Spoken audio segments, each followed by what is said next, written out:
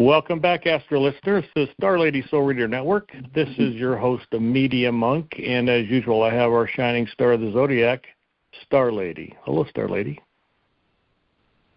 And we all remember Star Lady is Kim Marie, the managing director for our network. We continue to certify new evolutionary astrologers at EAN, and yet we provide a lot of other materials on our website for deep soul growth for anybody interested in that website. It's www.evolutionaryastrology.net. I'll go check out the forecasting webinars, the Astro Library offering, and, of course, our EA course offerings there. Always call 605-348-5111, and or you can email me, mediamonk@evolutionaryastrology.net, for more information about the course, the website, etc., or to schedule your time with Star Lady. All right, so here we are, new moon, Luna Leo, and I'll let you talk about all the different varying shades of Leo, let's just call it that. Got you, Media Monk. Well, first of all, we are recording this right on the new moon, July 24th at 2 degrees Leo, and both sun and moon are opposing Pluto, 2.5 degrees retrograde Aquarius. Before that, though, yesterday we did a webinar on Uranus in Gemini, and so we got 50-some slides, I think it was. So I think, Media Monk, you're getting ready to post it, and the PDFs of the slides are in the description of the webinar. And of course, nowadays most webinar services are including your AI summary of everything that I said. So you can go to our YouTube channel, Evolutionary Astro Net, and enjoy our 2-hour webinar on Uranus in Gemini. Lots of major aspects between Uranus and Pluto and Neptune. Speaking of which, Uranus is going to have the first of its waxing sextiles to Neptune next month in August. There's going to be 5 of those waxing sextiles, which, gives us many opportunities to decide how we want to evolve our understandings of the world. I call Uranus-Neptune a 172-year cycle of spiritual evolution and societal revolution. Uranus-Neptune, 172-year cycle of spiritual evolution and societal revolution. And of course, they had 3 conjunctions back in 1993, about 18 to 20 degrees Capricorn, and I'm calling that initiation of their 170-plus year cycle the technological revolution. Again, Uranus had a conjunction to Neptune in the early 90s. And look what's happened to our world in the early 90s. When they had their conjunction, I did not have a cell phone, nor did I have a big, clunky desktop computer yet. I didn't get my first computer till 1995. Look at what's happened since then. And so now as we go into that waxing sextile of Uranus to Neptune 5 times, 2 retrograde cycles for both of them, look at the opportunities, waxing sextiles, the choices we can have with technology and spirituality. Will technology race ahead without any moral values to it? Stay tuned. We'll find out. How will we regulate technology as we go forward? Again, that first waxing sextile out of 5 is not until August 28th, 1.5 degrees Gemini, Uranus, Aries, Neptune. It's coming, so I just want to give you a little heads up on that. But back to that new moon of Leo, right in the midst of a Mercury retrograde. You know, when we have Sun-Pluto oppositions, they're kind of like power struggles. You know, Pluto the soul, and it's retrograde in Aquarius. How are we having to detach and be just as objective as possible about our world? And then new moon in Leo, how do we live in it? I stated last podcast, the mantra I created for Leo is I will, my will, divine will. Leo is subjective. Aquarius works to be objective. This is the balance. So while it is a new moon and new beginnings with creativity and summer fun and love and all the Leo words, it has an opposition to Pluto, so it's going to feel a little bit like a full moon as well, maybe even stronger with Pluto. What power struggles are taking place in your world? Are you learning to compromise? Are you learning how to have an equality of power? Pluto Aquarius. The distortions of Pluto are power over and power under games.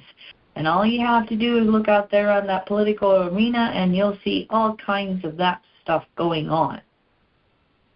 Bringing it on home, back to ourselves.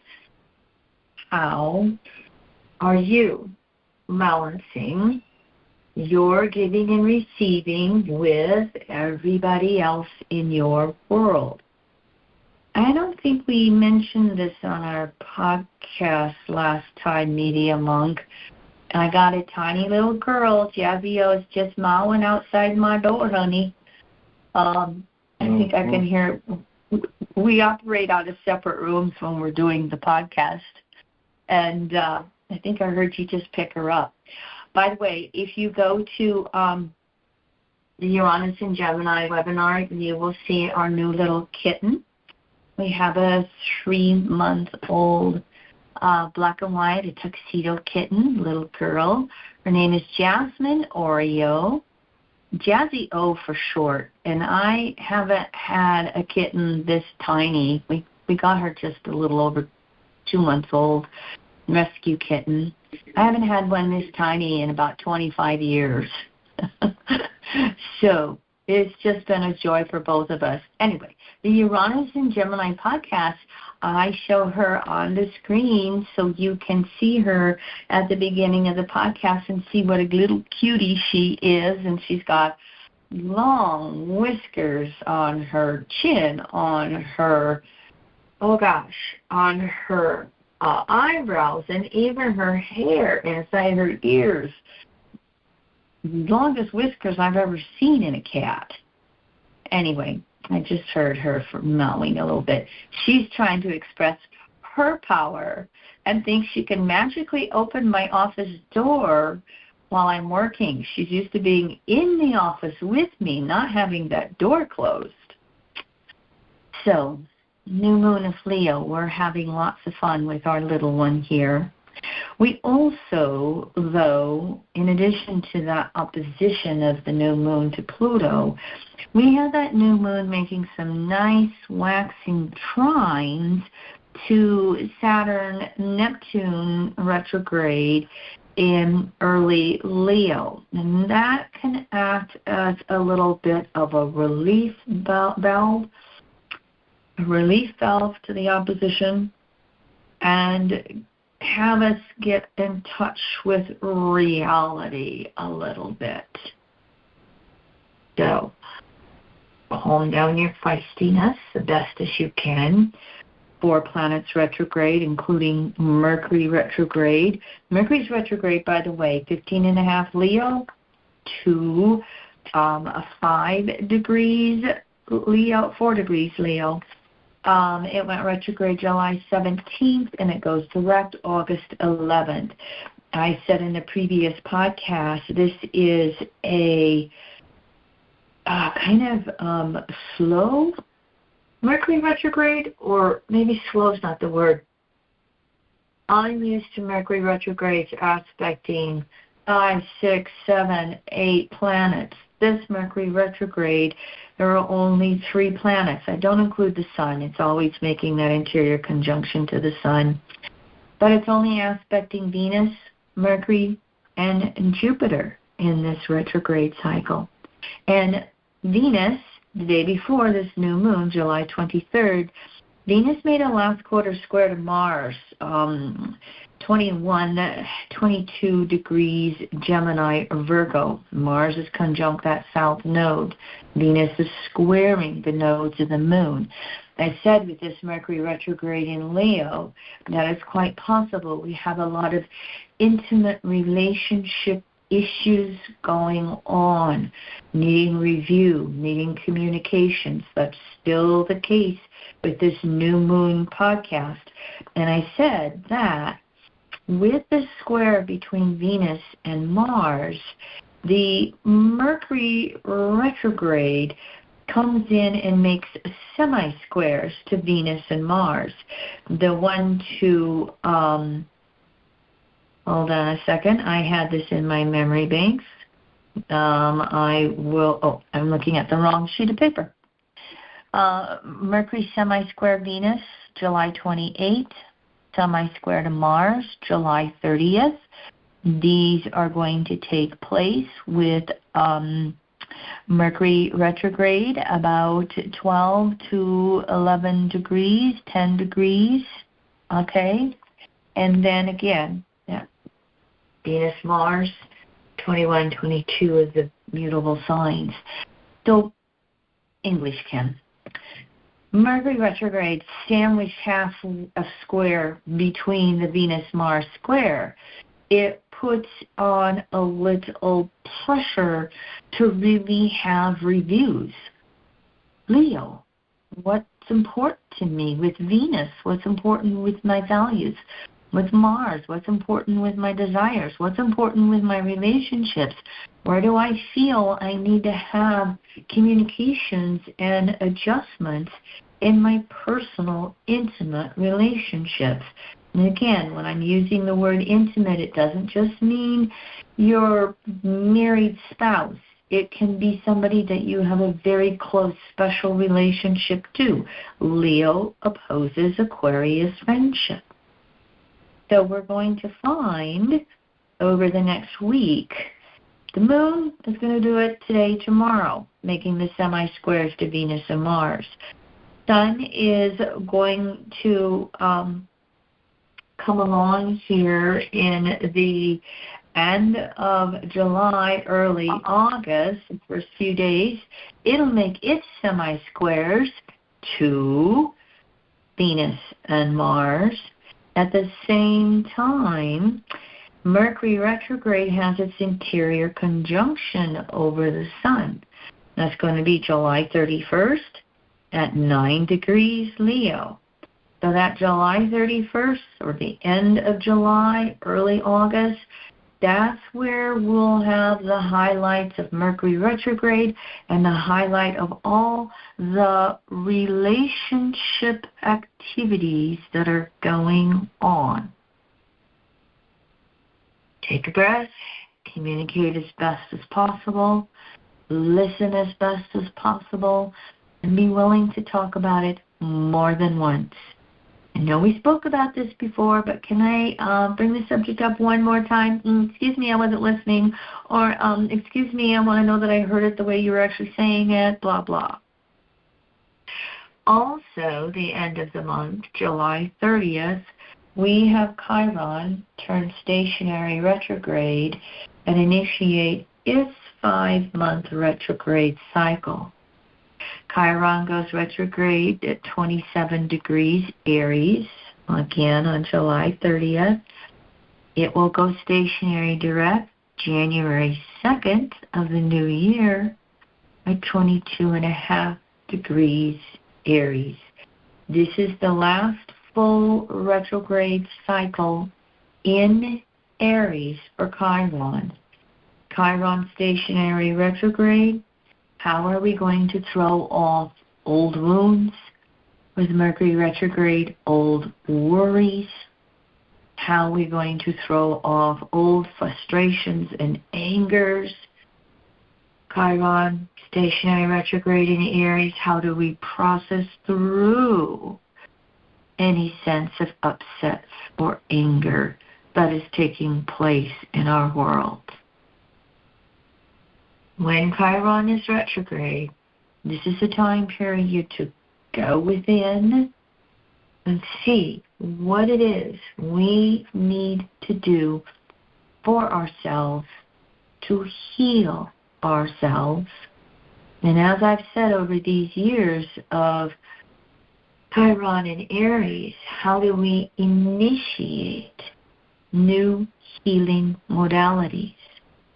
Chiron has been in Aries for almost 7 years, I think it was. I just ran across my Chiron in Aries PDF file. I won't look for it right now. Let's just say we've had a few years now to really be making changes of moving forward with our world and healing ourselves physically, emotionally, mentally, spiritually. A little acute right now, the end of July, bringing it back around into our awareness of where we try again. How do we initiate our healings? Then, early August, the 1st, Venus, let's get this correct here. I am missing something. Oh, there it is, of course. That makes sense. Same day, July 30th, Chiron stationary retrograde, Venus goes into Cancer.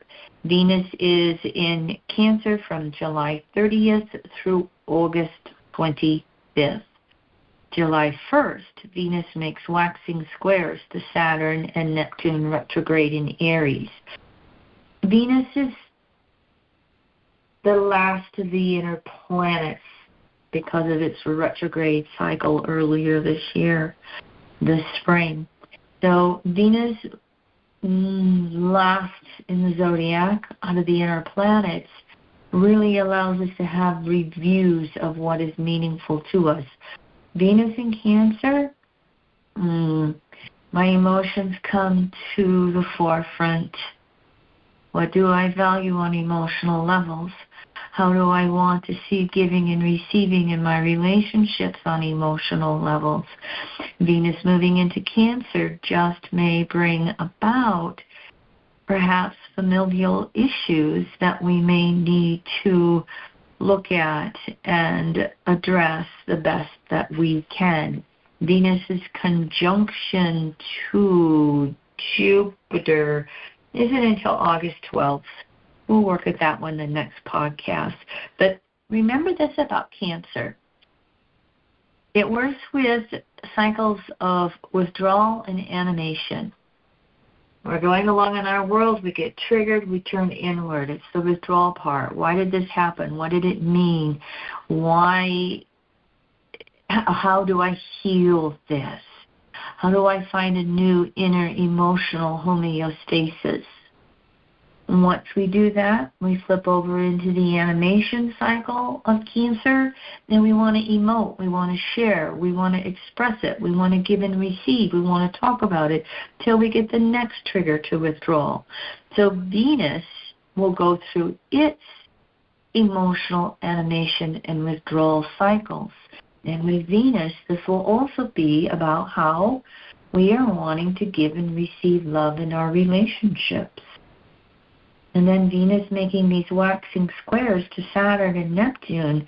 What's the reality of my relationships? What are my deepest beliefs about relating and how we should go about that? And that can include family members when it's with Cancer. Venus in Cancer for almost a month. What is there to review and or renegotiate and or hold healthy boundaries with family members in your world as you are working to find, again, your own inner emotional peace? And I will have clients from time to time say, well, Kim Marie, what does emotional self-reliance mean when I say that?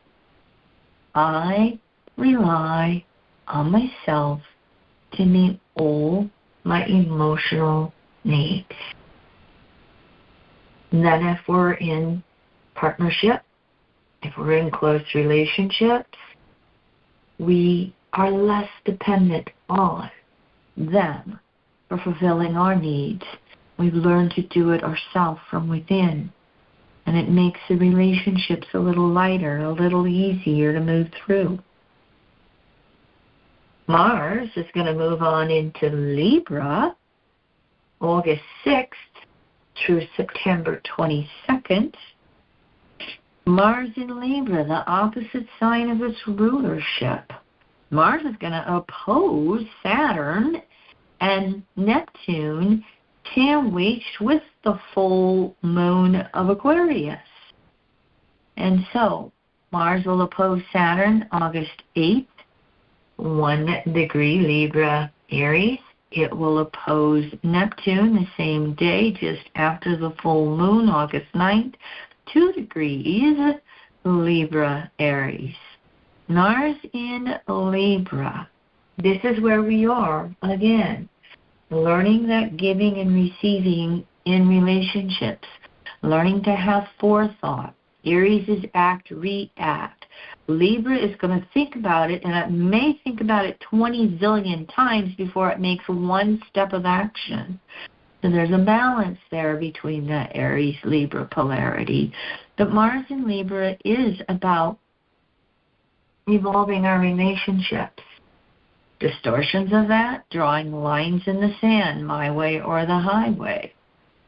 Wanting to be the one in charge of anything that happens in any particular relationship. How well can you do that psychology of listening, Mercury still retrograde, so that we can actually hear what another person's saying? And of course, one of the things that we bring up with Libra, and this is going to be Mars in Libra, Mars is learning that famous Libra phrase, when to give and when not to give. And when not giving is the higher giving.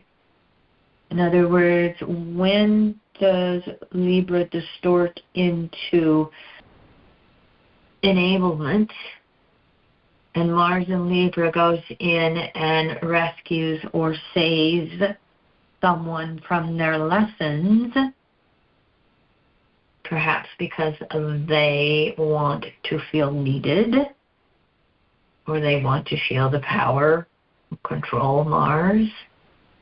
So Mars in Libra, August 6th through September 22nd, is again learning how to balance giving and receiving throughout all of our relationships, and even with ourselves. How do we balance what we need to do for ourselves in the highest and best ways?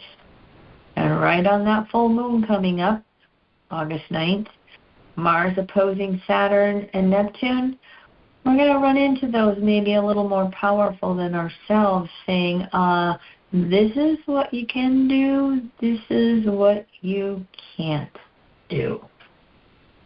So that full moon coming up in 2 weeks with Mercury direct just behind it will be just a little active. More on that on our full moon podcast. Do your best. Heal relationships, manage relationships, yourself inwardly and outwardly with others as best as possible. I'm done, Meaty Monk. I heard you. Come on. Well, I'm being entertained out here, not only with your words, but with our little kitty doing its her thing with all sorts of interesting little toys on the floor. So talk about active. Yes, you can take the simplest little toy or thing and entertain yourself for 15 minutes. Well, there's a great Leo lesson right there, isn't it? Yeah.